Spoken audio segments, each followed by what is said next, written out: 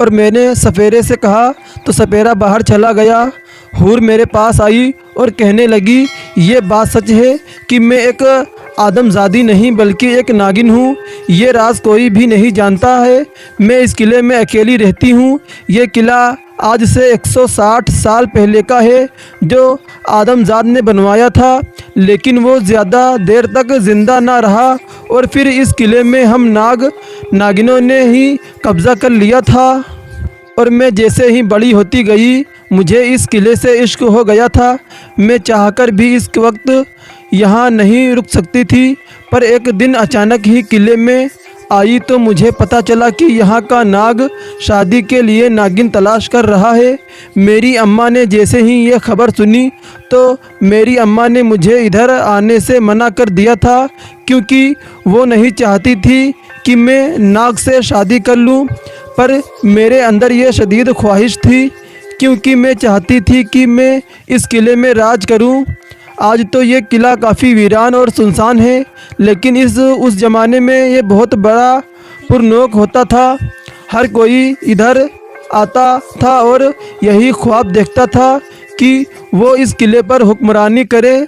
मेरा भी यही ख्वाब था, पर नाग काफ़ी अयाश था। उसने जैसे ही एक नज़र मुझे देखा तो वो मेरा दीवाना हो गया था। मैं भी काफ़ी खुशी महसूस कर रही थी कि उसको मैं पसंद आ गई हूँ, लेकिन ये पसंदीदगी मुझे तबाह कर देगी मैं ये बिल्कुल नहीं जानती थी। नाग ने मुझसे इजहार मोहब्बत किया और मुझे अपना लिया था। उसने मुझे खबरदार किया था कि जैसे ही कोई आदमजाद इस किले में आएगा तो तुम आदमजादी का रूप धार लेना, क्योंकि अगर किसी को पता चल गया कि यहाँ नाग और नागिन का ही राज चलता है तो वो लोग इस किले को बर्बाद कर देंगे। ये बात मैंने मान ली थी और जब भी कोई आदमजाद इस किले को देखने आता था तो हम लोग इंसानी रूप इख्तियार कर लेते थे, यहाँ के रहने वाले बन जाते थे। इस तरह से कोई हमें पहचान नहीं पाता था। मैंने अपने खाविंद के खिलाफ जाकर शादी की थी, अपने परिवार के खिलाफ जाकर शादी की थी, लेकिन मेरा असल मकसद ये था कि मैं अकेले ही इस किले की हुक्मरानी करूं। पर वो नाग मुझसे काफ़ी मोहब्बत करता था। हर दफ़ा मेरी मोहब्बत के गुण गाया करता था और अपने गुण के ज़रिए मुझसे इजहार करता था। ये सब कुछ मुझे काफ़ी भला लगता था। सभी नागिन मेरी किस्मत परोश कर रही थी, पर अंदर ही अंदर मैं ये जानती थी कि मैं ये सब नहीं कर सकती, क्योंकि मेरा मकसद तो कोई और है। मैं उस किले पर कब्ज़ा करना चाहती थी और अपने ख़ानदान को भी यहाँ बुलाना चाहती थी। मैं नाग को धोखा दूंगी, लेकिन ये करना भी मेरी मजबूरी थी। नाग ने काफ़ी अरसा इस किले पर हुकूमत की थी और अब हमारी बारी थी। नाग ने मेरे लिए ऊपर वाला कमरा काफ़ी अच्छा तैयार किया था और उसने मुझे तोहफे में वो कमरा दिया था। मैंने जैसे ही वो कमरे देखे तो मैं हैरान हो गई थी, क्योंकि नाग ने बहुत ज़्यादा मेहनत लगाई थी। मैं भी उसकी जानिब राग़िब होने लगा थी, लेकिन मैं खुद को कोसती थी कि मैं ऐसा नहीं कर सकती, क्योंकि मेरा मकसद जो कोई और है। कभी मैं ये इरादा तर्क कर सकती थी और यही सोचती थी कि मुझे अपने नाग के साथ अच्छी ज़िंदगी गुजारनी चाहिए, लेकिन मेरी अम्मा मेरा दिमाग ख़राब कर देती थी और कहती थी कि तुम अपना मकसद मत भूलो। इस वजह से एक दिन मैंने नाग को जो दूध पिलाया था उस दूध में जहर डाल दिया था और उस जहर की वजह से मर तो नहीं सकता था, लेकिन हाँ, उसकी ताकत ज़रूर कम हो गई थी। मैंने उसकी कम ताकत का फ़ायदा उठाते हुए उसको जला दिया था। किसी को भी पता ना चला कि उसकी मौत के पीछे मेरा हाथ था। सब नागिन अफसोस करने लगे और अब सबको यही था कि अब नाग के बाद नागिन ही इस किले पर हुकूमत करेगी। इस वजह से मैंने काफ़ी अरसा इस किले पर अकेले ही हुकूमत की थी। मैंने अपने ख़ानदान को भी बुला लिया था। हम लोग हंसी खुशी रहने लगे थे, पर मैं जब भी अलग कमरे में जाती थी तो उसकी याद आने लगती थी। मैं उसे कभी भी भुला नहीं पाती थी। इस वजह से मैं ज़ोर ज़ोर से रोने लग जाती थी। अपनी ज़िंदगी से तंग आ गई थी, लेकिन शायद मैंने इतने गुनाह किए थे कि मुझे मौत भी नसीब नहीं होती थी। मैं बहुत बोर हो चुकी थी और मैंने सोच लिया था कि मैं अब आदमजादी के रूप में जाकर रहूँगी।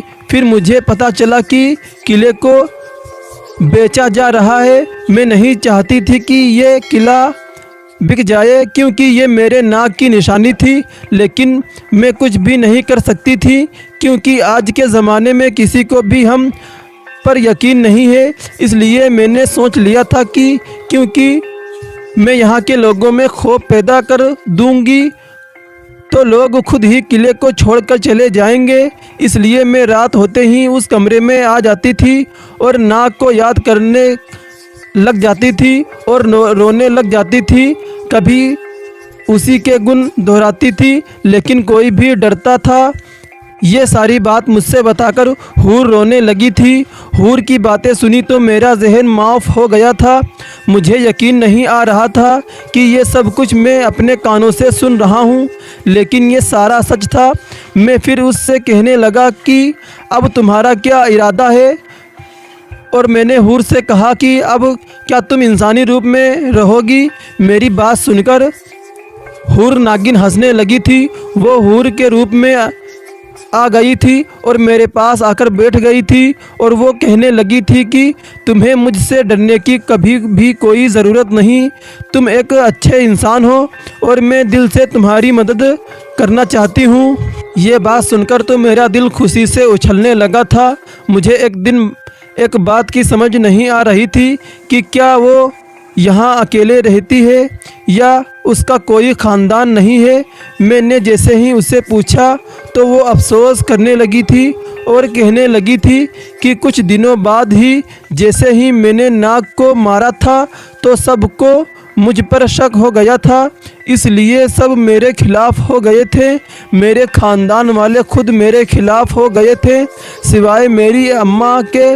लेकिन मेरी अम्मा का इंतकाल हो गया था। वो भी इंसानी रूप में वापस चली गई थी। बस एक मैं ही बची थी। और नागिन ने कहा, अब मैं यही चाहती हूँ कि जब मुझे मौत नसीब हो तो मैं लोगों की मदद करते हुए इस दुनिया से जाऊं। मैं काफ़ी देर तो सोचने लगा था, लेकिन मेरे जहन में एक प्लान आया था। मैंने हूर से को कहने लगा था कि क्या तुम इंसानी रूप में सारी ज़िंदगी रहना चाहती हो। हूर ने मेरी बात सुनकर अपना सर हिलाया था।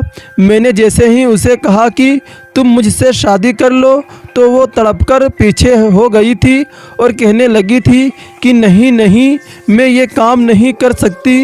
एक आदमजात से बिल्कुल भी शादी नहीं कर सकती, क्योंकि ऐसा मुमकिन नहीं है।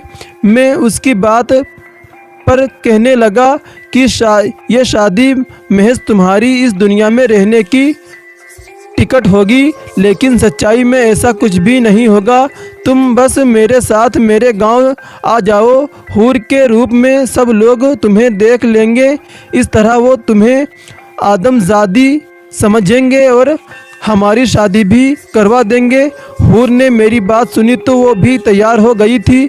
मैं अगले ही दिन मैं उसे लेकर नागिन हूर को लेकर गांव आ गया था।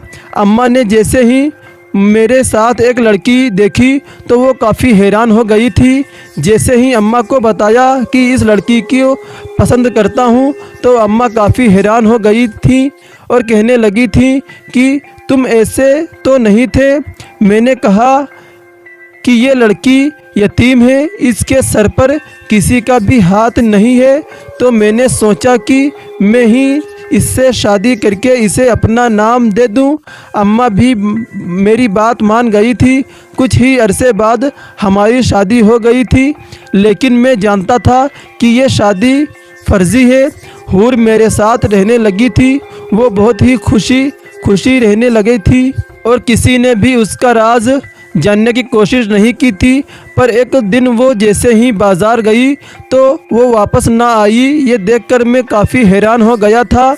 मैंने बाज़ार का चप्पा छान मारा, लेकिन मुझे हूर कहीं भी नहीं दिखाई दी। मुझे ऐसा लगा जैसे किसी को इसका राज पता चल गया हो, पर ऐसा कैसे मुमकिन हो सकता था। मेरी कुछ भी समझ नहीं आ रहा था कि मैं क्या करूं। अचानक ही मुझे उस सपेरे का ख्याल आया था।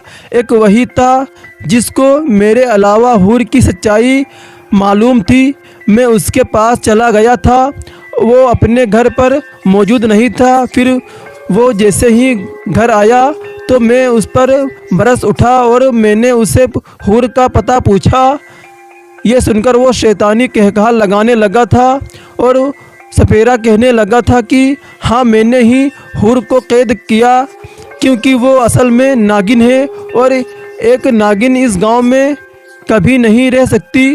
वो यहाँ के लोगों को नुकसान पहुँचा सकती है, जो कि मैं बिल्कुल नहीं चाहता था। इसलिए मैंने उसे कैद कर लिया है। पर तुम भी उसे भूल जाओ। उसकी बात सुनकर तो मेरे होश उड़ गए थे। मैंने उसका गिरेबान पकड़ लिया था और उसके चीख कर कहने लगा था कि जल्दी बताओ कहाँ है। वो सपेरा कहने लगा कि मैंने हूर को एक शीशी में कैद करके पहाड़ों के साथ बहती नदी में फेंक दिया था। अगर तुम्हारे अंदर हिम्मत है तो उसे तलाश कर लो। ये बात सुनकर मेरा वजूद कांप गया था। ऐसे लगा जैसे मेरे अंदर से किसी ने मेरी जान निकाली। मैं उसे ही अपने बुझे कदमों के साथ वापस चला गया था। मैंने हूर को फिर तलाश करने की कोशिश ना की। मुझे अभी भी सपेरे की बात पर यकीन नहीं था। मैं अभी भी सोचता था कि क्या पता हूर मेरे आसपास ही हो, लेकिन मैं अपनी ज़िंदगी में मगन हो गया था। तो वो दोस्तों, आप लोग कमेंट करके बताएं कि आपका क्या ख्याल है कि वो सपेरा सच कह रहा होगा या हूर को उसने कैद कर लिया है। और दोस्तों, आपको क्या लगता है कि हूर को मेरी ज़रूरत होगी या नहीं। उसके बाद मैं हूर को भूल गया था और अपनी ज़िंदगी में मगन हो गया था और अपने परिवार की तरफ चला आया और अपने परिवार के साथ अपनी ज़िंदगी बिताने लगा। दोस्तों, कहानी कैसी लगी हमारे कमेंट में ज़रूर बताएं और इसी तरह की खौफनाक डरावनी कहानियाँ सुनने के लिए हमारे चैनल को सब्सक्राइब करें और बेल आइकन को भी दबाइए, ताकि हमारी जो नई वीडियो अपलोड हो सबसे पहले आप तक नोटिफिकेशन पहुंच सके।